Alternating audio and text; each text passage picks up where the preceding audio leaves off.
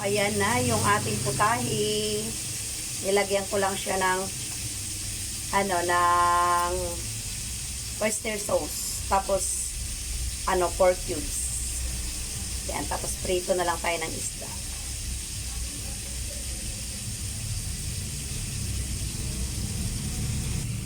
So ayan, kain na tayo mga kalong. Kaya dinamihan ko ng talong para mamayang gabi rin.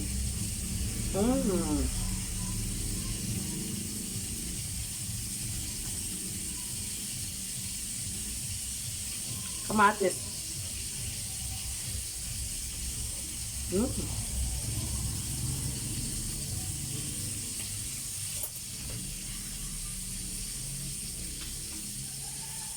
Sarap talaga ng kamatis. Oo.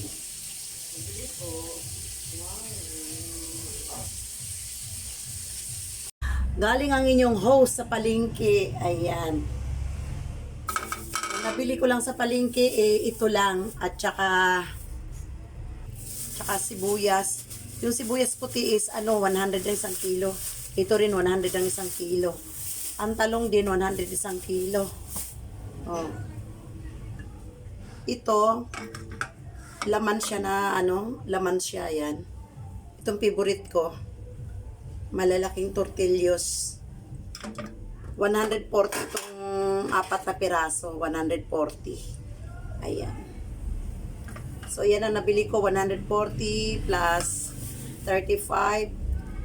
So 195. 40, 50, 60, 70, so 175. Plus it's 30. So 210 yung pinamalengke ko. Ayan, 210. So lulutuin natin to ngayon. Ibukod ko lang tong tong isda. Huhugasan muna natin bago ko isa lang ang gagamitin ko ngayon, ito lang. Tapos ito i-freezer ko na yan.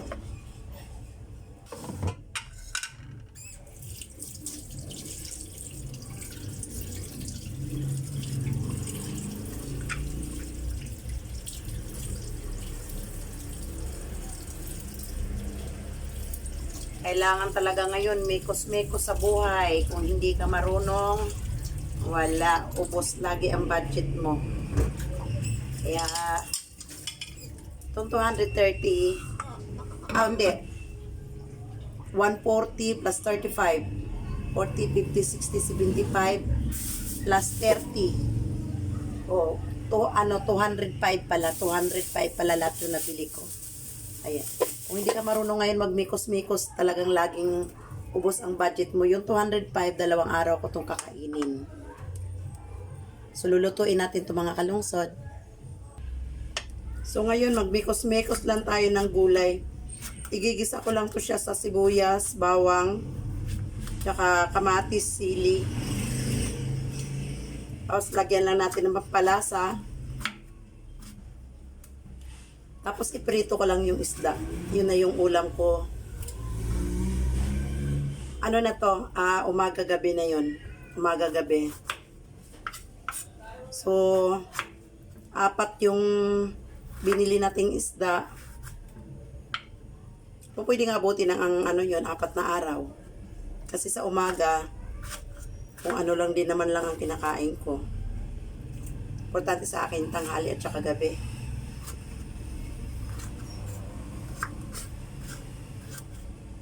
Ayan, wala akong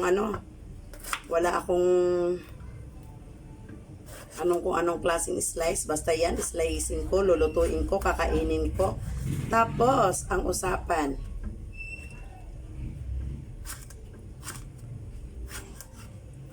Ang kamatis ngayon, nag-95 na naman ng 1 kilo.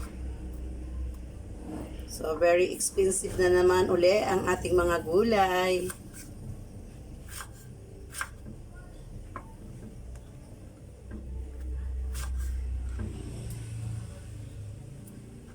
Kailangan marunong talaga tayo ngayon magmikos-mikos sa budget natin. Dahil kung hindi, aroy, sagoy ang labas natin. Hirap din. O, diba? Kaya ko sa inyo cowboy tong host nyo.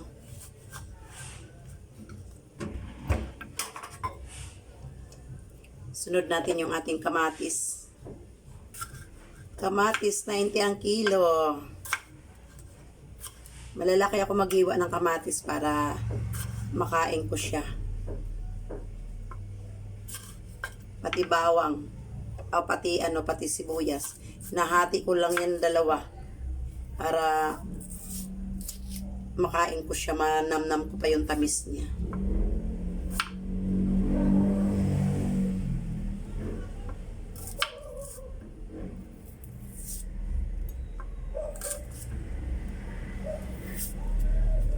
Ganyan lang ang inyong host maghanda ng kanyang tanghalian at saka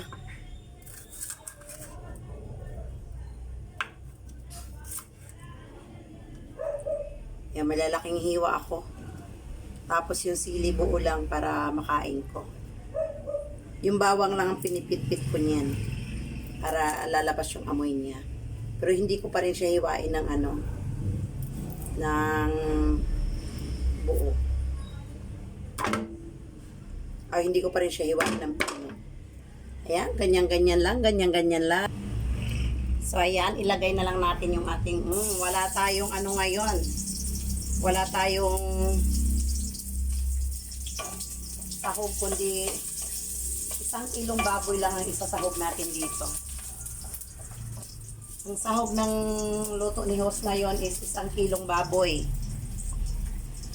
1 kilo para hindi makita yung Ayan o, 1 kilong baboy lang. Iyan lang ang sahog.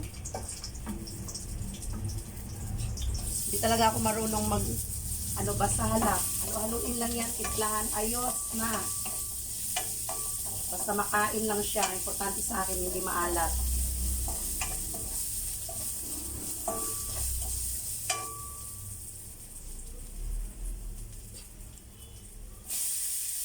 Ganyan lang maglikos-likos ang inyong host.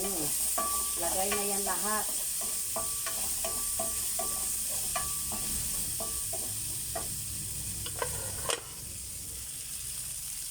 Ayan, parang gulay na na-imbier na lang yan. Parang host ninyo. Ayan, makikita nyo, malalaki ang hiwa para makain ko siya. Ayan. So, ayan mga kalungsod, walang sabaw yan. Sabaw lang na galing sa talong ang magluluto sa kanya. Hindi ko siya nilalagyan ng sabaw. Pagkatapos nito, magprito na lang ako ng isda para ready to eat na ang inyong host.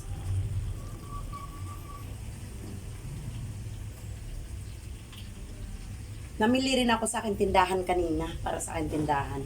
Budget lang, kung ano lang yung kinita, yun lang din ang iro-rolling. Ayan, papaklan tayo ng gulay. Hindi na natin maantay yung prito. Mamayang gabi na lang yan.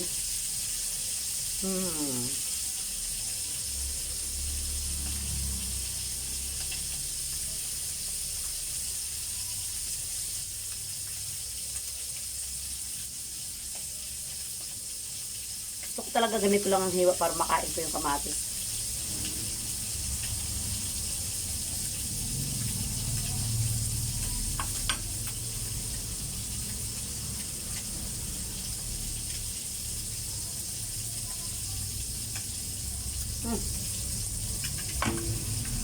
Naaway ako.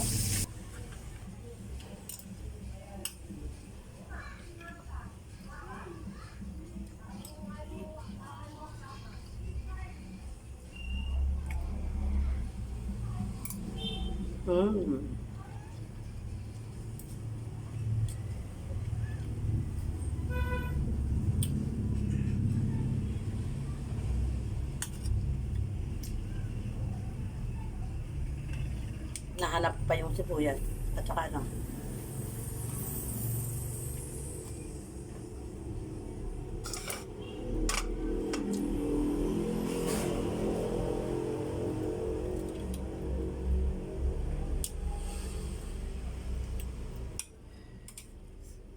pinawisan ng inyong host ang hang.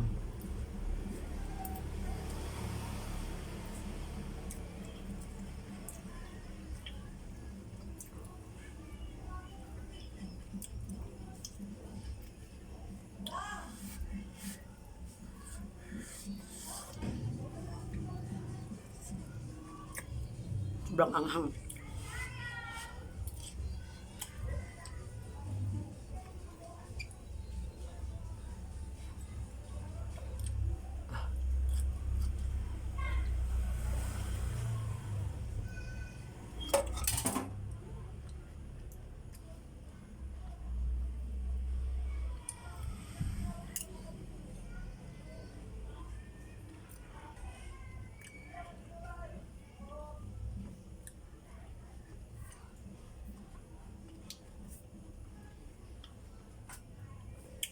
So, ayan lang mga kalungsod. And thank you very much mga kalungsod. Busog na ang inyong host. Thank you, and God bless.